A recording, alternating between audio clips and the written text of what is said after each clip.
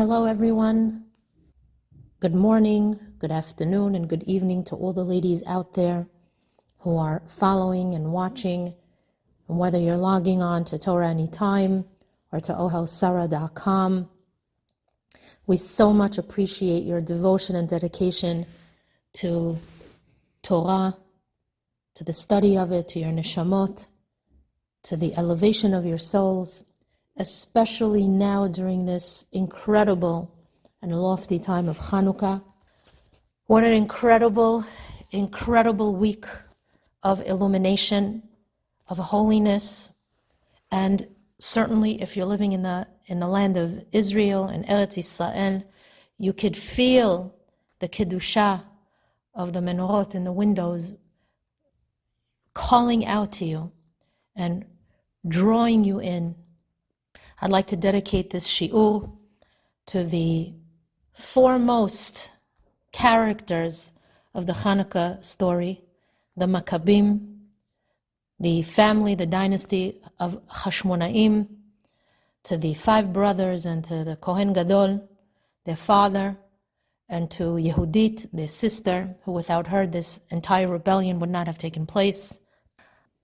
And Be'ezat Hashem, in the merit of us learning this last night of Hanukkah, because as you know, the last week we've been celebrating this illuminating Chag and hopefully elevating ourselves, taking advantage of this auspicious holiday, and spiritually, I hope, soaring to great heights and really coming together be'achdut in order to create a peace and a harmony among each other. And as you know, today we're on the last night of Hanukkah. This is Zot Chanukah, one of the holiest nights of the year. And as this enlightening Chag sadly comes to a close, I wanted to offer you a short message of inspiration that I hope will help you understand the meaning of Hanukkah as we proceed forward through the rest of the year. And we're going to be learning actually more than one message. But ladies, you know, when a woman gives birth to a child, when you embrace motherhood, it's a completely new territory. Every child, no matter how many you have, holds his own special new light. As a mother, you enter new stages all the time, and what worked for one child may not work for another. Besides that, many parents are raising their children in a world that's constantly changing and terribly confusing.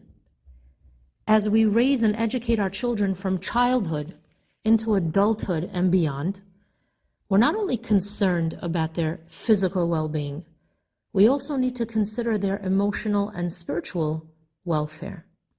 So being a mother is accompanied by a package of tears and happiness, hard work, and tefillot, prayers. And nothing, not the joy or the pain, is what you could have possibly imagined. Many mothers often think, oh, I can't do this, it's too much, I didn't know what it was going to entail, I didn't know it was going to be so difficult and challenging, I didn't realize how much of my life I'm going to need to sacrifice, I had no idea of the emotions involved and what I needed to invest in motherhood. And this past year and a half, as we were plagued with COVID, many mothers were pushed beyond their limits. And that made many of my Talmidot question and doubt if they could really do this. Many of my students wrote to me, called me, or met with me, and they all wondered, am I really good enough? Maybe I'm not as capable as I thought. Maybe. Then again, maybe all of my maybes and questions are just an excuse. Maybe I just have to try as hard as I can and trust that Hashem will bring out the best in me. How right these women are. And I'm proud of them for reaching this conclusion and talking themselves through their challenge so that they could arrive at an understanding filled with faith. You know, in the Gemara of Yomah, our Chachamim teach us that a poor person, a wealthy person, and a wicked person, they all come before the heavenly court after 120 years, after they've passed from this world. They're all going to make their appearance before the Bet Din Shel Ma'ala in order to face judgment concerning their deeds and behavior in this world. And each of them is going to present his case before the holy tribunal. The poor man is going to say, well, I was so poor that the majority of the time I found myself occupied trying to make a living so that I could somehow devote myself to a spiritual life. The rich man is going to say, well, I was so busy managing all of my businesses and financial affairs so that I could also have an opportunity to pursue a godly life. The Rasha, the wicked person, is going to say, me? I was so consumed with temptation, it wasn't fair. I mean, how could I possibly have any time for spiritual pursuits if I'm constantly fighting temptation? How do you think the Bet Din will respond to each of these people? The heavenly court will, after all, counter their arguments. So we're told that the poor man is going to be shown a glimpse of the great Hillel Hazaken alav Shalom, Hillel the elder. And the reason why they're going to be shown a glimpse of him is because he was extremely impoverished, but somehow he didn't stop learning Torah. The wealthy man is going to be shown an image of the extremely wealthy Rabbi Elazar alav Shalom, who was so rich, and yet that didn't prevent him from leading a righteous life. And the wicked man is going to be shown a glimpse of Yosef HaTzadik alav Shalom, who in the midst of great temptation, while in the clutches of seduction, in the arms of Potiphar's wife, still managed to run away from sin. Chachamim teach us that no matter what situation of life we find ourselves in, no matter how little we do or don't have, we can choose the light. We can grow and we can become the best that we can be. It's hard, but we can do it. And we learned that lesson from Chanukah. During Chanukah, every night, we lit the menorah. We began with one candle, and each night we added another light, until the last night, tonight, where we lit 8 candles. And for some of you, you haven't yet lit, but you will. And there's a discussion among the Chachamim as to whether we should start with 8 candles and each night decrease by 1, or if we should begin lighting 1 candle and add more candles as we progress through Hanukkah. And we follow the opinion of Bet Hillel. We increase 1 candle nightly. We increase the light. You know what that teaches us? It teaches us not to let what little we have stop us. You have 1 candle, you have a little bit of light that can shine forth, start with that. You don't need to start with 8. Just take what you have and use it positively. You can make a big difference in the world. You can make a huge difference in the life of other people and in the surroundings of your own family with the smallest light that you shine forth. But you must shine that light forward to as many people as possible. And Chachamim tell us at the same time, you have to make sure not to bring darkness and despair into the hearts and lives of others, especially not your children. Why? Because Hanukkah comes from the word chinuch, which means education. As parents, you don't need to know all the answers. But if you know just Aleph, if you know the first letter of the Hebrew alphabet, you can take that knowledge, You can take the light embedded in the holiness of our Torah and you can transmit it to your children and to others. And just like the candles of Hanukkah, that light, that knowledge, and that Kedusha will grow from there. It could be a wonderful addition to somebody else's life as well. But the point is that being a parent, being a mother, bears with it a great responsibility. You are charged with the task of being exemplary role models, not only for your children, but to others among our nation. You're meant to be the shining example of holiness and purity. And ladies, as you know, when you bless your daughters every Friday and or on special occasions, you bless them that they should grow up to be like our foremothers, Sarah, Rivka, Rachel, and Leah Imenu, Alema Shalom. Why do you bless them to be like women who didn't come from a wholesome, pure, or a good family background? Our imahot didn't come from moral and upright families. Couldn't we find better examples of women who could be role models, who came from good stock? You have to bless your daughters to be like Sarah, Rivka, Rachel, and Leah. You know where these women came from? Who their families were? Why do we bless them that they should be like these women? Perhaps the fact that we bless our daughters to be like our foremothers demonstrates that where you come from doesn't make you who you are. Not at all. It's where you're standing now and where you're trying to go that matters ultimately. It's the people that you seek to emulate in your life that counts the most. It's the way you consider all people, not just the people that you single out. What matters most is where you choose to be in life and where you're going that counts. And our Chachamim taught us that in the merit of righteous women, the Jewish people were redeemed from Egypt, and it will be in the merit of righteous women that will be redeemed once again in the future with the coming of Mashiach. So I want to know what this incredibly strong power is that Jewish women possess.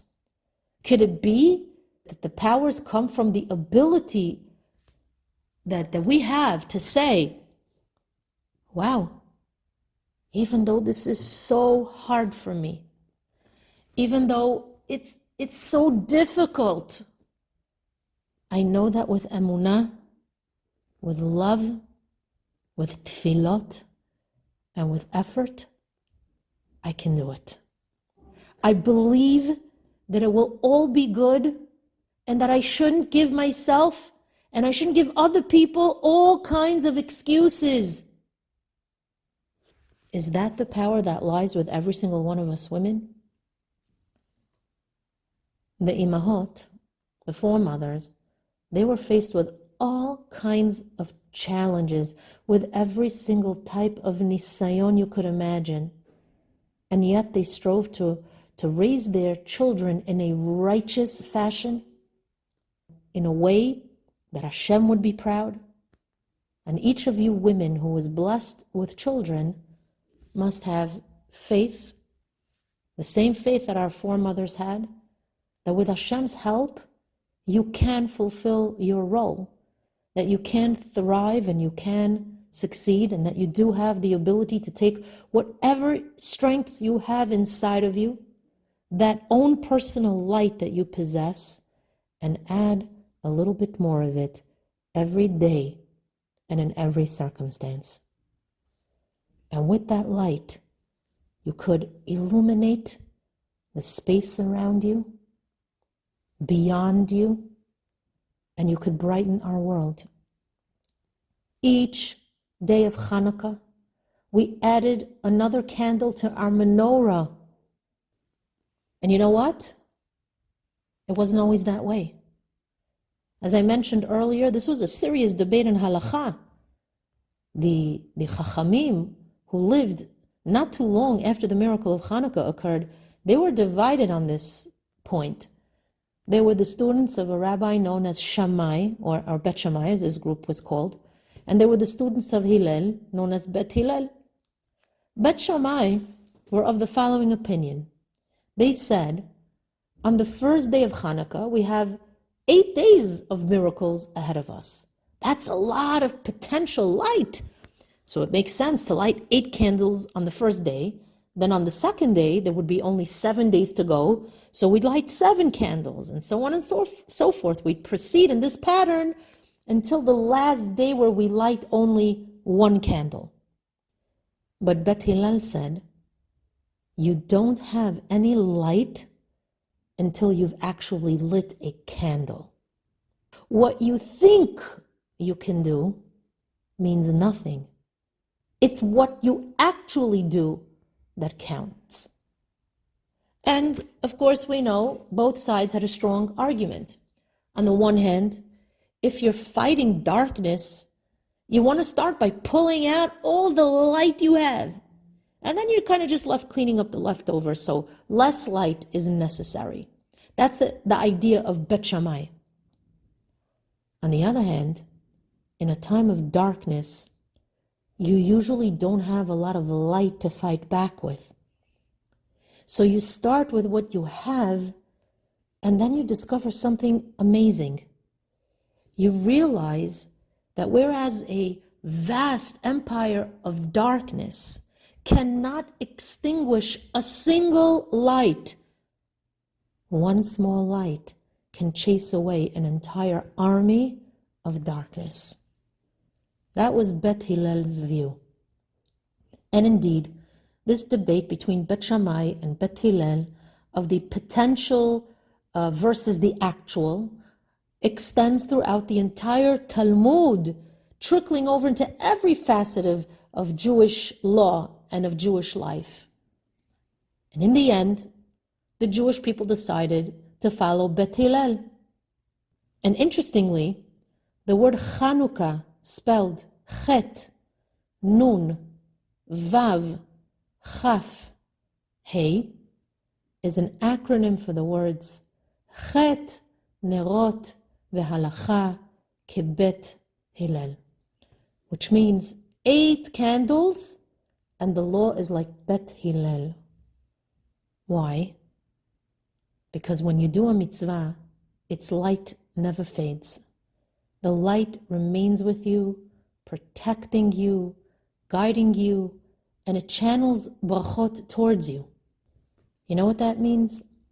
It means that today you have the light you gained from yesterday's deeds and mitzvot, and tomorrow you're going to have the light from yesterday and today's deeds and mitzvot. Darkness fades and disappears with time, but the light that shines from a good deed, from a kindness, from a mitzvah that you engaged in, can only increase. And that's the idea of increasing the light as each day of Hanukkah passes. Not only that, but there's another beautiful thought that I wanted to share with you. You know, we were always taught and we were told to light Shabbat candles before sunset, right? Not the last minute before sunset, but at least 18 minutes before sunset. But when it comes to Hanukkah candles, it's the other way around. We have to wait until it's somewhat dark in order to light the menorah. Now, of course, you can light before sunset if you're not going to be able to light later. Like, for example, on Erev Shabbat, on Friday evening, we have to light the menorah before lighting Shabbat candles because we can't light the menorah once we lit the Shabbos candles and ushered in the Shabbat. So we do light the Hanukkah candles earlier in the case of Shabbat, and we have to use extra long-lasting candles or extra oil so that the Hanukkah flames will keep burning for at least a half hour after sunset. And we do that because the real time for lighting the menorah is when it's dark outside, which is usually almost a half hour after sunset. That's the opposite of Shabbat, where we're never permitted to light our Shabbat candles after sunset. Why is there a difference between the time we light our Hanukkah candles and when we light our Shabbat candles? Even more perplexing is the fact that the Hanukkah candles are supposed to represent the golden menorah that shone brightly in the Bet HaMikdash in Yerushalayim. That menorah was lit an hour and a quarter before sunset. So why don't we do the same on Hanukkah? And by the way, even strangers at the menorah in the Bet HaMikdash, like the Shabbat candles, they were lit indoors. But the Hanukkah candles were originally lit outside our front doors. Nowadays, most of us light our menorahs indoors, even though we still try to place the menorah where everyone on the outside could see it. The question is, why the difference? I once heard an explanation that we can apply in our own life. You see, all these three kinds of light, the menorah in the Bet HaMikdash, the Shabbat candles, and the Hanukkah candles, are supposed to illuminate a darkness that's not just the physical absence of light, but the spiritual absence of wisdom, kindness, empathy, and the goodness that results in a darkness of ignorance, cruelty, and evil. And there are two ways of dealing with that kind of darkness. One way is to create a place of light that's so bright and so beautiful that anybody who seeks light is going to be drawn inward and towards you. That's the idea of the Shabbat candles and the menorah that was lit in the Bet HaMikdash. Then there's the alternative, which is to go out into the dark and make it shine.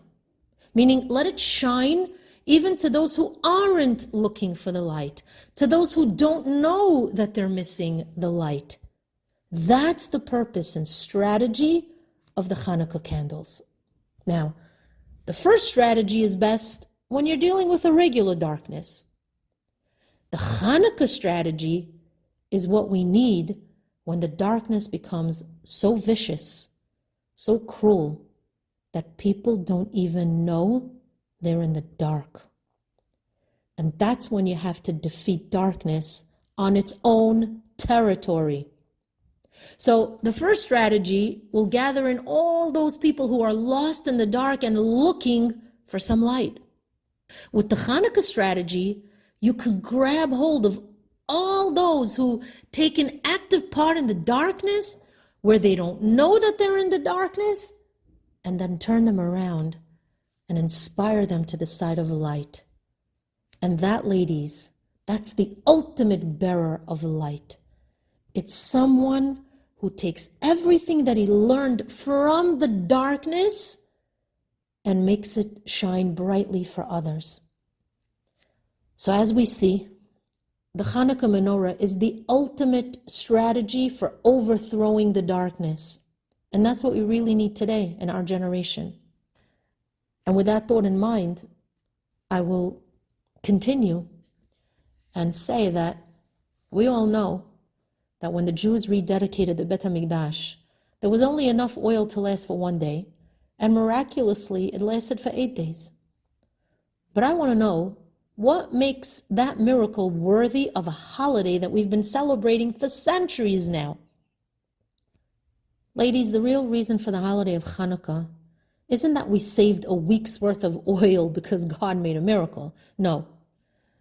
But rather that Hashem reminded us once again of the very first message that he shared with Moshe Rabbeinu alav shalom when he first introduced himself at the burning bush.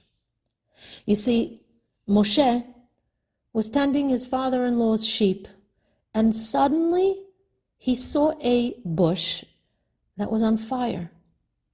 But oddly enough, it defied the laws of nature because that bush wasn't being consumed by the fire. And that was God's message to Moshe. At that moment, Hashem wanted to reassure him, as well as to serve as a prophecy for the Jewish people until the end of days, that just like that bush wasn't consumed, The Jews too will defy the laws of history and will never perish. You know, when Arnold Toynbee completed his classic 10-volume analysis of the rise and fall of human civilization, he was troubled by one apparent rejection of his universal rule governing the inevitable decline of every society on earth. His rule was a universal rule. Every society on earth inevitably declines, and only the Jews survived, opposing his analysis of history. So this historian proclaimed that the Jews are nothing more than a shrunken remnant, a people that are destined to soon expire. But somehow, in spite of all those brutal attempts by the Gentiles of the world, their attempts to destroy the children of Israel, the Jewish people have demonstrated the ongoing miracle of the sneh, of the burning bush. Jewish history defies explanation. Jewish survival is nothing short of a miracle, and it's a miracle that God assured Moshe Rabbeinu will repeat itself until the end of days. The lights of our Hanukkah menorah also reassures us of our eternal survival, that we're still here, despite the odds against us, that we managed to overthrow a grand and undefeated army, that the weak can overcome the strong, that the few can be victorious over the many, and most importantly, that the light of Judaism and the spirit of the Jew was kept very much alive through the miracles of our Creator. Now, if you remember, 2 weeks ago, we spoke about Hanukkah versus the Christmas holiday of the Christian world. And while it's true that Hanukkah and Christmas are usually celebrated around the same time, and interestingly, by the way, the day of the month is identical. Christmas is the 25th of December, and Hanukkah is the 25th of the Hebrew month of Kislev. And sadly, because many Jews live in Christian countries, we've made Hanukkah the most observed Jewish holiday because we don't want our poor kids to feel deprived while everyone around them is getting presents. Sadly, just like Christmas, Hanukkah has suffered by becoming over-commercialized and even secularized. But we should never forget that historically, the story of Hanukkah took place almost 200 years before the rise of Christianity. The Hanukkah story began as a confrontation between the Greek culture and the spiritual identity of the Jews. Hellenism worshipped the holiness of beauty, while Judaism worshipped the beauty of holiness. The Greeks were masters of art. They idolized the body. They excelled in sports. Their gymnasiums served as models for the Olympic Games. Hellenism glorified the physical. But the Jewish mission was to maintain the power of the spiritual. So in the second century before the Common Era, a battle raged in Eretz Yisrael for the hearts and souls of the Jews. And the sad truth is that many Jews succumbed to the seductive trap of the Greek lifestyle. They followed the philosophy of what the historians say is the Epicurean Greeks, who taught them that pleasure is the foremost goal of life.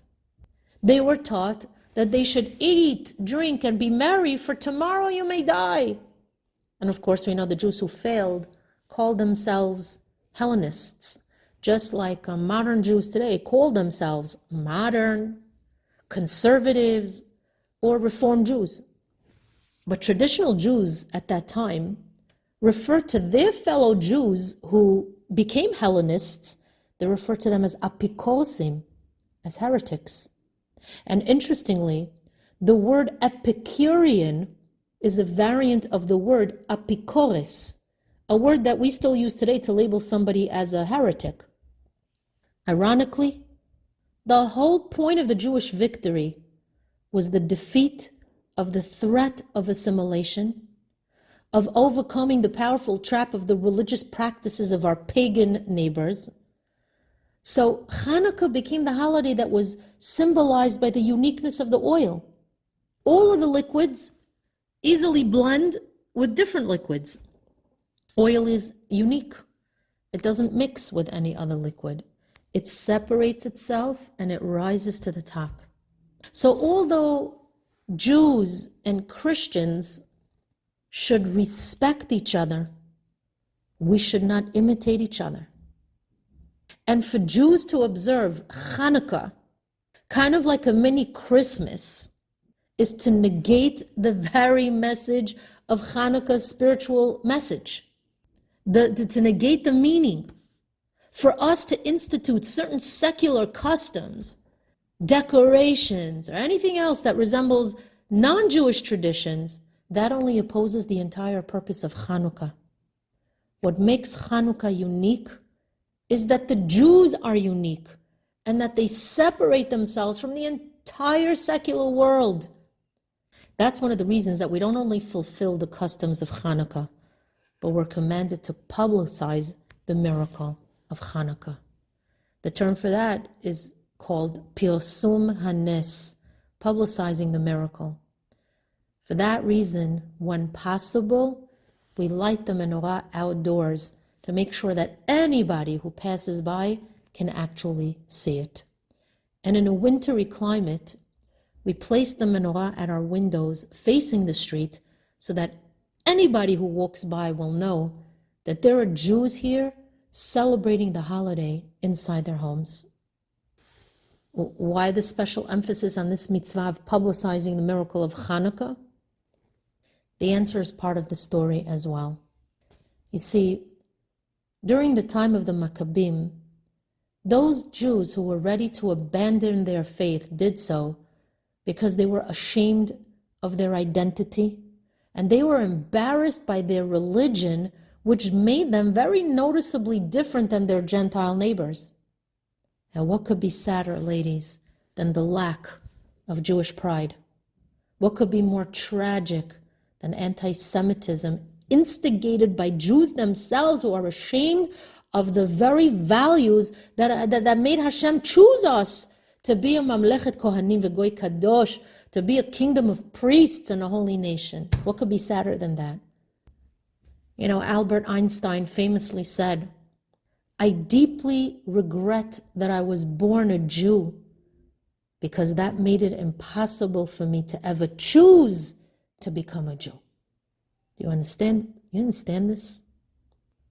Hanukkah is the holiday when for the first time in our history, we overcame the challenge of assimilation with the sense of pride of the Maccabim. It's a holiday that commemorates the truth of the menorah, which is that we're the ones who spread the light of spirituality, of goodness, of morality, and of truth to the world. We're supposed to be the exemplary role models of spirituality for the whole entire world. We're supposed to show them what it means to be separate and unique. Yehi Ratzon, that the light of the menorah, its truth and its kedusha, should not only shine upon you, but within you. And may it inspire you to shine that light forward. May you continue to be shining examples of women in Am Yisrael who are proud of their heritage, of their role as Jewish women, of their holiness, and may you draw the strength of the imahot who taught us that it's not where you came from, but what you become that matters. May the light of this Chag illuminate in you the spirit of Judaism and the pride of being a Jew. May that light infuse you with the wisdom and the energy to choose right from wrong and light from dark.